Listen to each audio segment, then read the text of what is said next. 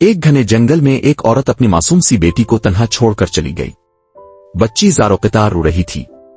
اس کے ننھے ننھے ہاتھ مٹی سے بھرے ہوئے تھے۔ آنکھوں میں خوف تھا لیکن عقل کم سنی کے پردے میں تھی۔ وہ نہیں جانتی تھی کہ ماں اسے کیوں چھوڑ گئی۔ یہ منظر دور سے ایک خرگوش اور ایک بکری دیکھ رہے تھے۔ خرگوش نے دکھ سے اپنے کان جھکا لیے۔ بکری نے آہستہ سے اہم کی جیسے اس کا دل پھٹ کر رہ گیا ہو۔ بکری آہستہ آہستہ بچی کے قریب آئی اور اپنا چہرہ اس کے معصوم رخسار سے لگا دیا۔ خرگوش نے اس کی انگلی چومی۔ بچی نے ان دونوں کو دیکھا اور پہلی بار ہلکی سی مسکراہٹ اس کے لبوں پر آئی۔ وقت گزرتا گیا۔ جنگل نے اسے اپنا لیا۔ بکری ہر رات اس کے پہلو میں سوتی، سرد راتوں میں اسے اپنے جسم کی حرارت سے ڈھانپ لیتی۔ خرگوش اسے ہنساتا اور پھر قلابازیاں کھا کر اس کے کندھوں پر چڑھ جاتا۔ وہ بچی جسے دنیا نے ٹھکرا دیا تھا جنگل کے ہر زیرو کی محبت بن گئی تھی۔ ایک دن ایک مسافر اس جنگل سے گزرا۔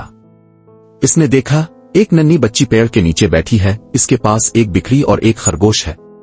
وہ ان سے باتیں کر رہی ہے، کہے لگا رہی ہے، مگر اس کی آنکھوں میں ایک خاموش اداسی اب بھی بسی ہوئی تھی۔ مسافر کچھ دیر رکا، پھر زمین پر ایک چھوٹی تختی لگا دی۔